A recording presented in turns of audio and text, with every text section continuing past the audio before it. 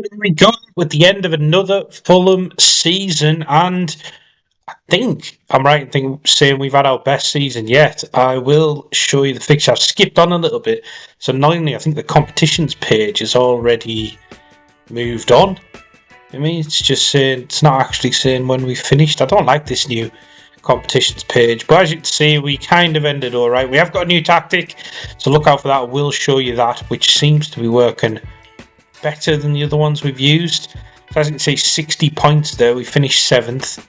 Not too bad. 63 goals scored, 57 conceded. We need to sort that out and hopefully concede less. I did skip through quite a bit of the season again. I need to start playing more of the games. I think that'll help as well, just sort of the rotation of the squad and keeping the teams fresh. As you can see, Burnley, Bournemouth and Wolves went down.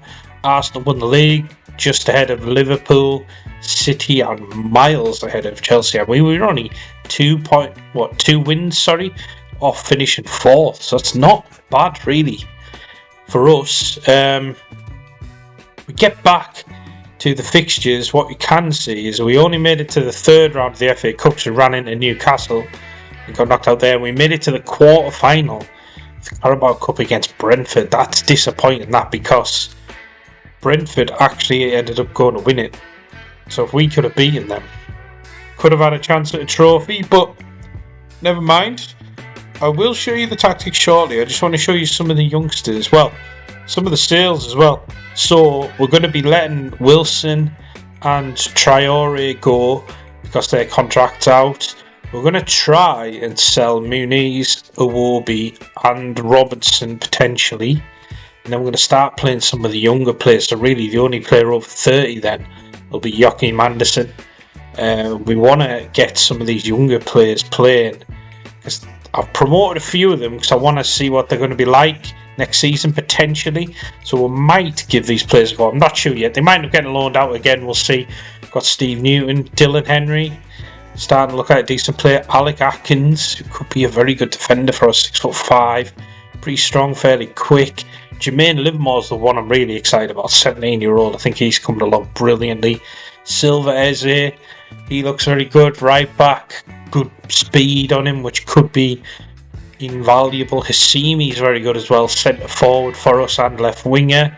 Potentially Ridgen, who's still not very strong, although when we started the game he had 1 for strength, so that has improved. But everything else is pretty good. Good technically, decent mentals, so he's not a bad player. We've got Caval here, who could be a good player for us. Munoz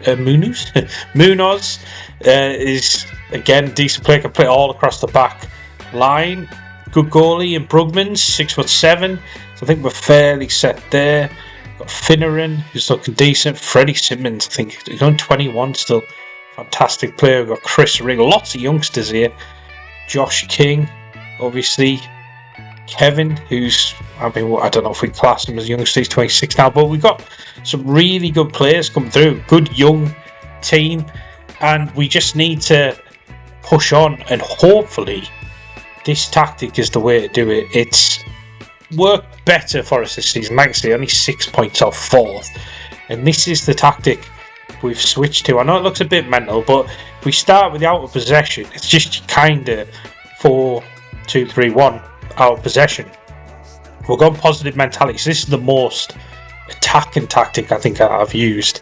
And then it gets a bit messy here. So we've got the centre forward, we've got 2 advanced playmakers with a winger, a midfield playmaker, a DM, which sometimes I do change to a deep line playmaker, but we'll have a play around with this. We've got an advanced wing back. This might change, by the way, because that advanced wing back was kind of tailored to have an Anthony Robertson. Now Sessegnon can play there, but if he doesn't play, I don't know who else covers him. So this tactic might have to get tweaked a little for next season, but it's a good tactic if you want to give it a go. And let me know if you do want me to put it on my Patreon page, or if you want me to show more of this tactic, just whack it in the comments. We can do that. Got an overlapping centre back, which I think I need to work out a little bit better, because he doesn't get involved too much. But yeah, again, we're just playing around with the system. We've got a ball playing centre back, a wide centre back, so I want him to kind of cover this gap that's going to be left really until he moves over in defence. So I wanted to cover that for sort of counter attacks. Really, was my thinking, and then a ball playing goalkeeper. And as you can see, which instruction, sorry, which I quite like in possession. We'll go through it. So it's fairly standard. Your 4-1-5-1 kind of build up.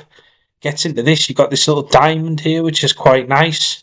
And then obviously the width with the winger and the attacker wing back, and then these three are just kind of milling around anywhere they want, feeding the centre forward at the moment in this lineup, which is Kevin. And then it ends up like this. That's a bit narrow, but Heaven does tend to overlap here. If that's Heaven, it's actually normally Bassey, to be fair, because I think he's better at doing that overlap, and Robinson. So we get like an overload on the left-hand side. I think it works quite well. We kind of get an overload on the right-hand side, but more inverted. So Wilson will be wide, and then he's got Smith Rowe and King making options inside. So it is quite a very attacking tactic. This is it out of possession. So like the classic 4-2-3-1 basically stays like that all the way back. But we're pressing quite high, which is the difference in this one. So we've got high press on, we're a higher defensive line, trigger press much more often, we're counter pressing, we get stuck in. I didn't do anything with the cross engagement, I was having a little play around with that, but I think just leaving on balance is the best for now. We're stepping up more, we are preventing the goalie distribution, and we haven't got any sort of press and trap on. I don't think we need to at the moment for this. It's quite a balanced defensive shape. I think it's quite kind of neutral, I suppose, for want of a better phrase. So I don't think we're setting traps. But again, I might have a little play around with that. That's the interesting thing with this new game, I suppose, is what can we do to improve. But yeah, that's going to be basically it for this kind of season wrap up. I'll get on and play the next season. I'll bring you back if something good happens. But yeah, let me know in the comments. Whack anything in there if you've got any suggestions. If you want any more info on the tactic, please remember to like and subscribe. Hope you're enjoying the content, and I will see